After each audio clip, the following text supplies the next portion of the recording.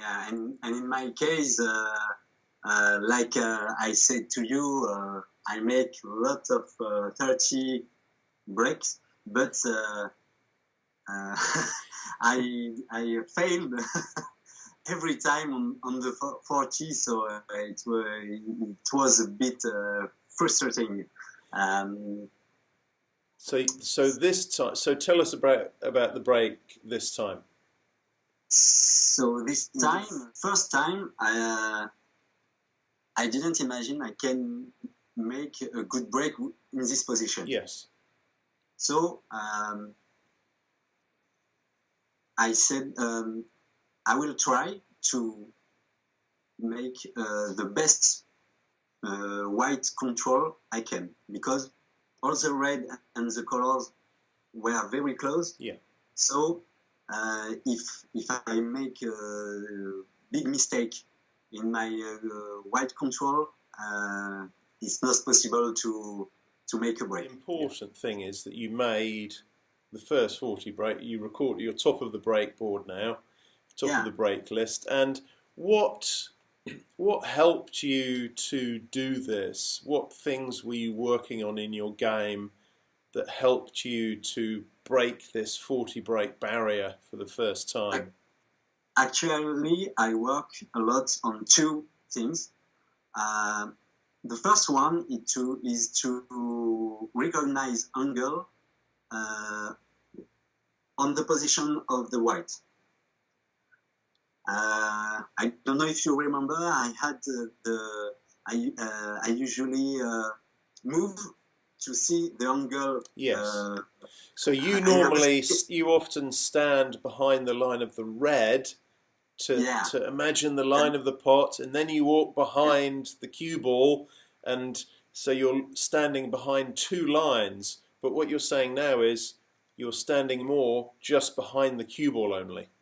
Yeah, and forcing yourself to see the line of the shot from where you will play the shot. Exactly. Okay. I work a lot on this.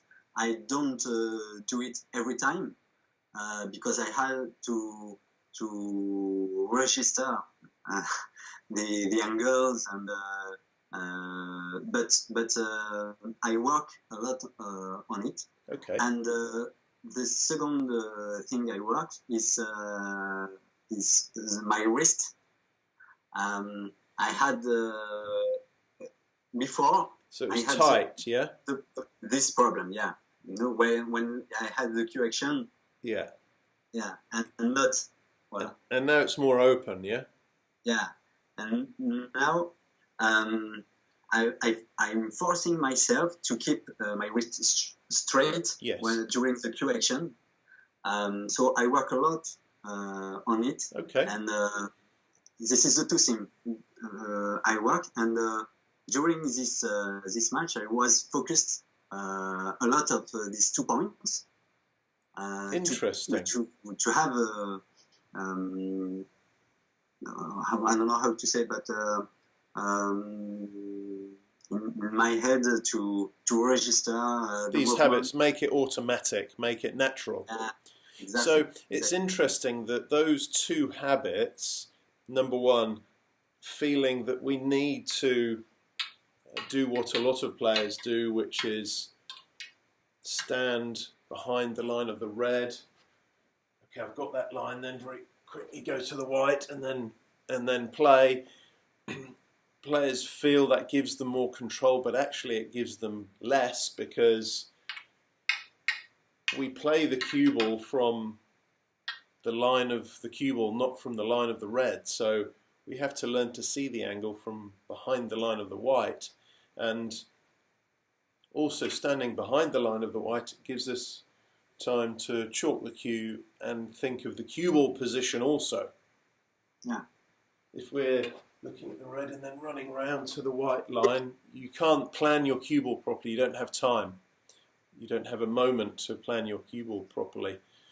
Yeah. And then the other thing about your wrist, again, players are scared. They feel scared to release the hand, scared to release the fingers. But look at Stephen Lee, fantastic cueist.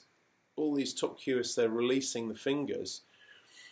but it's one of the major barriers for players to reach 40, 50, 60 break. It's a very common reason for players to put a ceiling on their achievement. Have you been using the Q Action Trainer to help with this? Because it's in the club, is it? The Q Action Trainer? Yeah.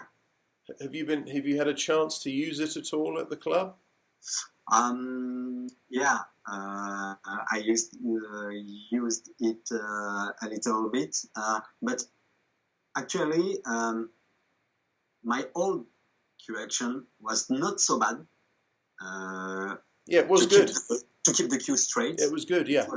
It wasn't a real problem. No.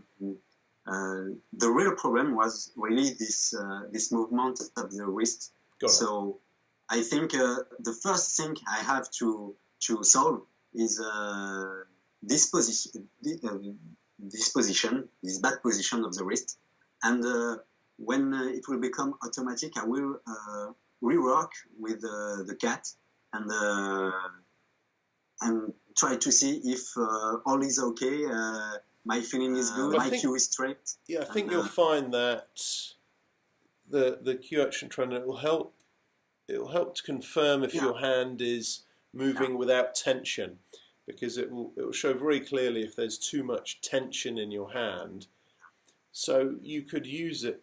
Most players just use it 5 minutes a day or something, and it can very often, if a player goes away and does what they think their own grip hand should do, often they'll go to the Q Action Trainer and that might refine it even further.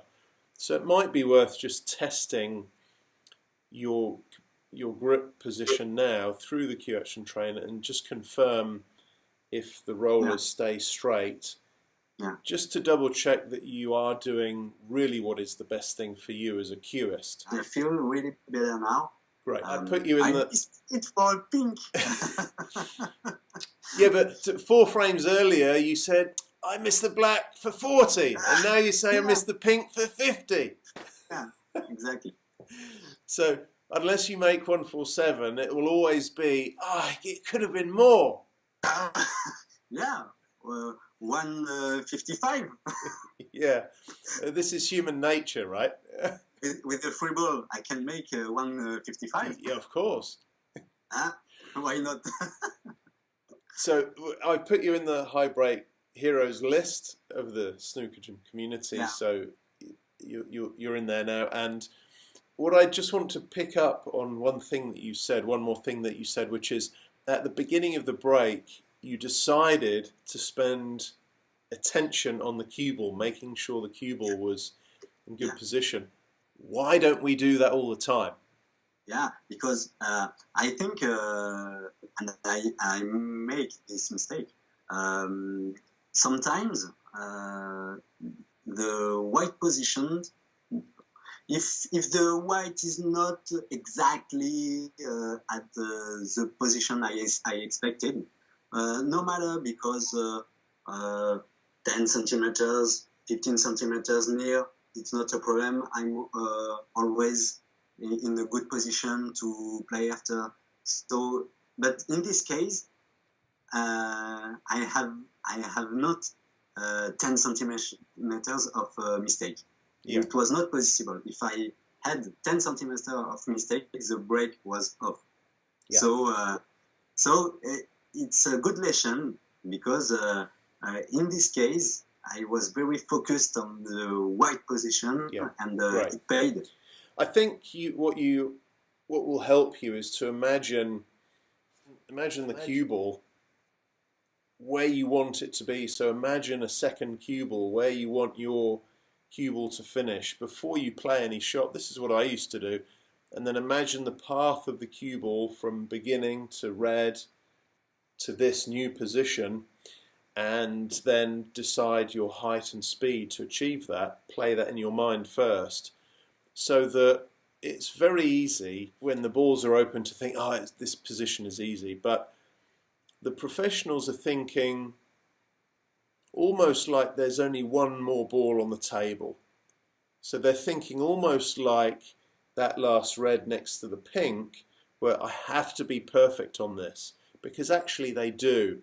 To keep the break going for 4, 5, 6, 8 more shots, they do need to be that accurate, because one shot if you're this mistake, the next shot here, break over. Yeah, exactly. So that red that you had on before the final pink, so to make 40, the red to make 40, that level of precision, try and bring that to your whole game. Yeah. Okay? Okay. All right, so well done. Great achievement. Thank you. Let us know when you make 50. And then... Yeah, of course.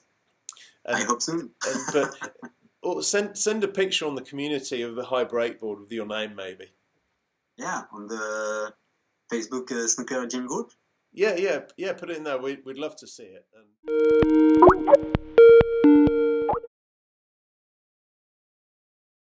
The professionals are thinking almost like there's only one more ball on the table.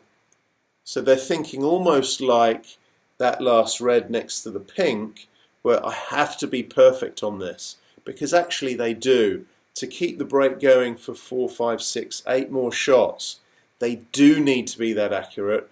Do what a lot of players do, which is stand behind the line of the red. Okay, I've got that line, then very quickly go to the white and then play. Players feel that gives them more control, but actually it gives them less.